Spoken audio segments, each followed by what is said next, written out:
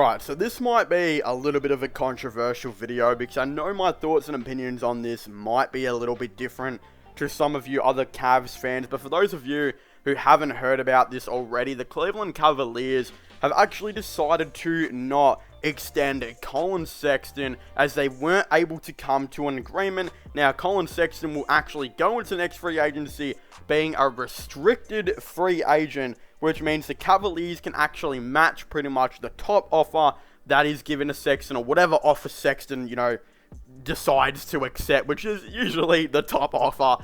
But again, not just that, it kind of means that the Cavaliers can maybe look at a sign and trade type of thing.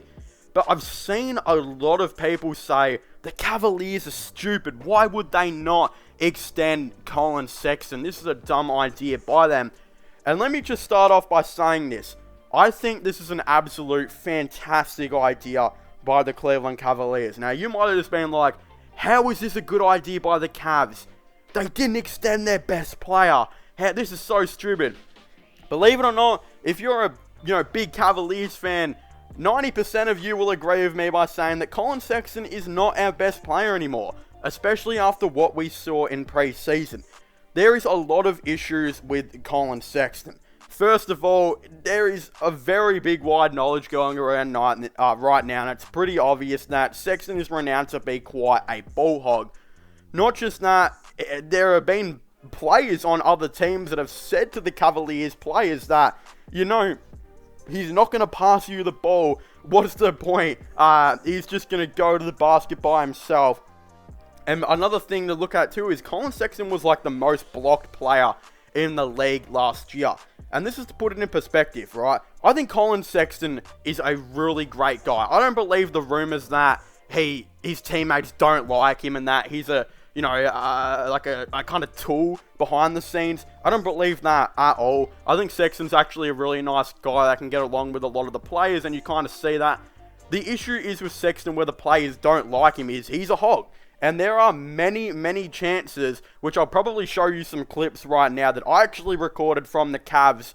Some of their training games, and this is just using this as an example. You might be like, oh, well, he's doing this in training games. He's not doing this in actual games.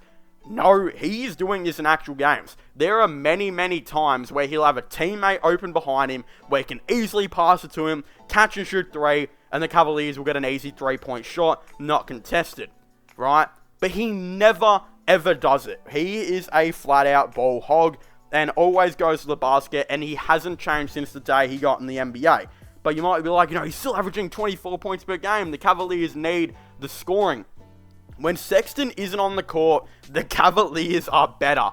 They are. It's just how it is. Colin Sexton disrupts the whole entire ball movement because he doesn't really bring any ball movement. Once he gets the ball, usually he isolates or calls for a screen and just goes in and drives the ball and gets blocked. That's how it is. And that is the, a really bad thing about it. Again, he does score a couple threes per game, but that's because Darius Garland always manages to find a way to get him open. When Garland is running the point and has some shooters around him or just some role players, the ball movement is much better and the Cavaliers tend to win more and just play better. And that's the reality of things. The issue with extending Colin Sexton as well is Colin Sexton wants the max. Look, he might score 24 points per game, but he's always playing, because he can't play the point guard position because he's not a good enough playmaker or anything like that. He always has to play shooting guard where he's playing on 6'3" to 6'6" people, where usually he gets the 20 to 24 points per game, scored on him. And not just that, he disrupts the ball movement and just doesn't pass the ball. The issue with Colin Sexton again is I think he does need to be running the point, but for a team that has I think he needs to be playing like a Dennis Schroeder type role where, he kind of runs the point and has the ball in his hands, but that's only when he's scoring. He doesn't need to be a playmaker. We saw that with Dennis Schroeder on OKC, where he kind of ran the point, but again, wasn't really the playmaker. Chris Paul ended up being the playmaker. Chris Paul kind of played a little bit of off-ball when Dennis Schroeder was kind of facilitating, but when they needed some playmaking, he would pass it to Chris Paul. That OKC team really, worked really well because they had that fantastic connection. I think that Colin Sexton needs to go to a team where he can maybe do something like that. Now, what team that is, I'm not exactly too sure. Of course, the Lakers would be good, but I don't think they're going to have enough money to extend him long term. I just don't really see that. But one team that I definitely think would actually be insane for Colin Sexton would be the New York Knicks. Now, why the New York Knicks, you might ask?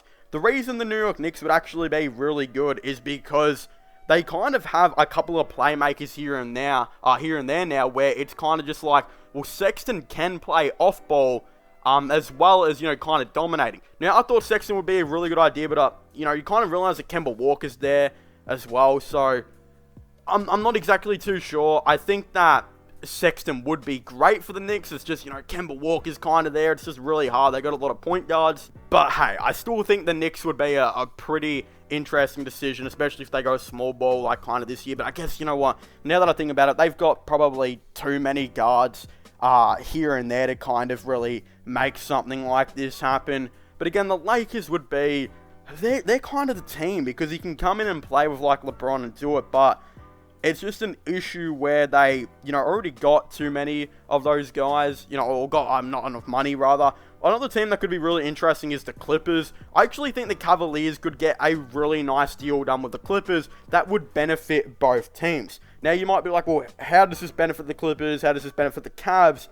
The Cavaliers do want to get rid of Kevin Love. They do really want to get rid of his contract. And the Clippers have extended some players that they don't really want to play. After Zubac's incredible playoff series where he just did really, really well, it seems like they're going to be taking kind of a back seat with Serge Ibaka. Serge Ibaka played about 23 minutes per game, but he accepted that player option, I believe, which means they had to keep him. Again, I believe he's on about $12 million or something like that. They might want to trade him. Luke Kennard as well, they extended for quite a while, on about $13 million a year. But he just, Ty Lue didn't want to play him in the playoffs for some reason. And I think Kennard would be great for the Cavaliers. Brings in some really nice shooting. They might want to trade him. And then, of course, they might, throw in another player here and there to kind of make the contracts match up. I don't know. But hey, that's the reason I'm kind of saying this is because they've got a couple of contracts and players that don't really make sense to the team. I think they would actually be interested in Kevin Love. I think Kevin Love would be really good for the Clippers. If you make Zubac then your main center, you play Kevin Love as maybe that backup 5, it really does stretch the floor and go a little bit small ball, which looked like Ty Lue really wanted to do in the playoffs. Not just that, Kevin Love has been really good in preseason, surprisingly good. He's been playing 15 minutes a night in preseason, averaging 10 points, really good numbers. So the Clippers might really be interested in Kevin Love. And again, they can get Sexton for pretty, cheap. They'll be looking for another scoring point guard. Another player they might get rid of is Bledsoe. Bledsoe's on $18 million a year, and Sexton's a 20 times better player than Bledsoe.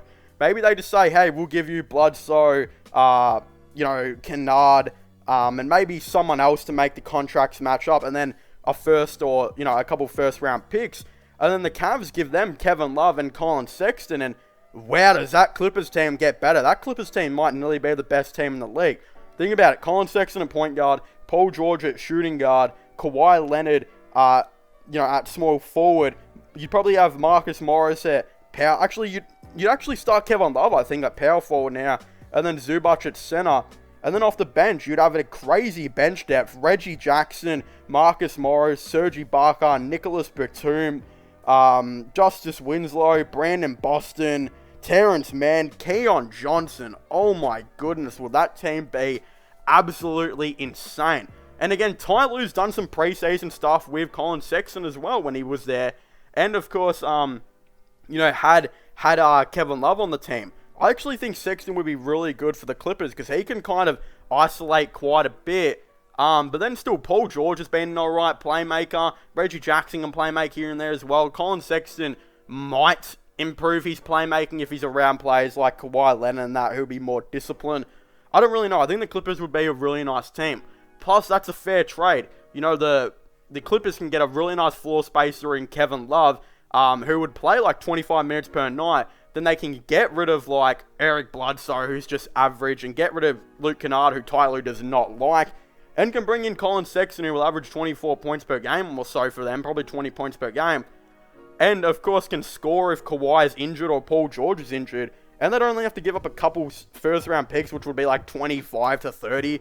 wow, you're doing this trade, in my opinion, if you're the Clippers. But yeah, I do think this is a good move by the Cavs to not extend Colin Sexton. So then teams like, you know, the Clippers and that can kind of negotiate the contract with him instead of the Cavs having to do it. Because I think the Cavs really do want to trade Colin Sexton, and I'm all for it. It doesn't make sense to have Colin Sexton at that 2 for the Cavs. It just doesn't work defensively. He interrupts the offense. But I think that the Clippers, if he could play as that point guard position, where he can guard the point guard, he can, you know, run the offense a little bit differently over there. And I think it'll be more of a mature, disciplined kind of surrounding with Kawhi and Paul George and stuff there.